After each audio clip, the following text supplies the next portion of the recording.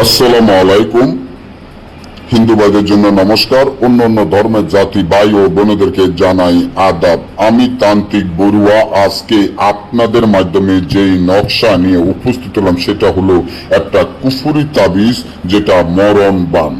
কুফুরি তাবিজ মরণ বান যে নকশাটি আমার স্ক্রিনে আপনারা দেখতে পারতেছেন, এই নকশার মাধ্যমে দুটা নকশা দুই রকমের কাজ করে। তো আমি একটা নকশার সম্বন্ধে বলবো, যেটা ছুরি হাতে এই নকশাটার সম্বন্ধে বলবো। আর এই যে বইটা দেখেন, এই নকশার এই বই এখনকার দিকে বাংলাদেশের মধ্যে আপনারা কারো কাছে পাবেন না। যারা রাঙ্গামাটি বা বান্দরবান কবিরাজের থেকে কাজ করে নিয়েছেন তারা সকলেই জানেন এই তাবিজগুলা কতটা শক্তিশালী, পাওয়ারফুল, গ্যারান্টি করা তাবিজ। যেমন ধরেন আপনার শত্রু আছে, শত্রুদেরকে বান মারবেন, মরণ বান মারবেন, কিন্তু কোন রকম পাচ্ছেন না, কারণ ভালো একজন তান্ত্রিক কবিরাজ আপনারা এখনকার দিনে খুঁজে পাইতেছেন না। শুধু প্রতারণা শিকার যারা হয়ে ঘরে বসে আছেন, যে প্রতারণা শিকার হয়েছেন, অনেক কবিরাজ তান্ত্রিক আপনাদের কাছ থেকে টাকা নিয়েছে, আপনাদের কাজ সফলতা করতে পারে নাই।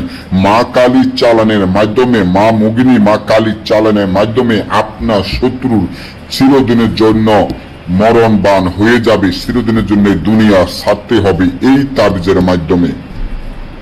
আপনারা যদি মনে করেন যে এই যে মগা তাবিজটি এটা সাধারণ কোনো তাবিজ, সাধারণ কোনো যন্ত্র নয়, এটা এমন একটা তাবিজ, এমন কুফরি তাবিজ, আপনি বাংলাদেশের মধ্যে কোনো বইয়ের মধ্যে এরকম পুরাতন তাবিজ দেখছেন কিনা। এবং তাবিজটা আমি সম্পূর্ণ দেখেন অরিজিনাল বই থেকে আপনাদের মাধ্যমে পুরো তাবিজটা দিয়ে দিছি। হয়তো নিয়ম কারণ আপনারা বুঝবেন না, আমি বাংলাতে আপনাদেরকে নিয়ম কারণগুলা বলে দিচ্ছি।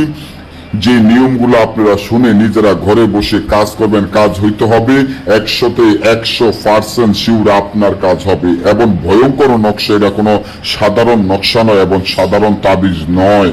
আমি ঈশ্বর মহাদেবের কসম খেয়ে বলতে পারি, যদি এই তাবিজে কাজ না করে জীবনে কোনো তাবিজ, কোনো নকশা কাজ করবে না। আজকে আমি নিয়ম কারণগুলা বলে দিচ্ছি। মা কালী কিভাবে সুনজর এই তাবিজের দিকে রয়েছে, কিভাবে সুনজরের মাধ্যমে আপনি তাকে একবারে জীবনের জন্য শিক্ষা দিয়ে দিতে পারবেন এবং দুনিয়া থেকে চিরবিদায় করে দিতে পারবেন এই তাবিজের মাধ্যমে। এটা এমন একটা শক্তিশালী, পাওয়ারফুল, গ্যারান্টি করা তাবিজ।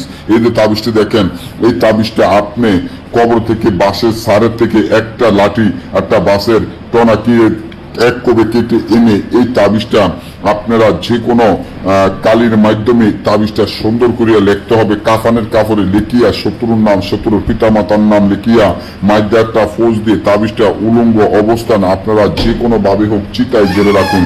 সাথে সাথে আপনার শত্রুর মরণ বান হয়ে যাবে, শত্রু মারা যাবে।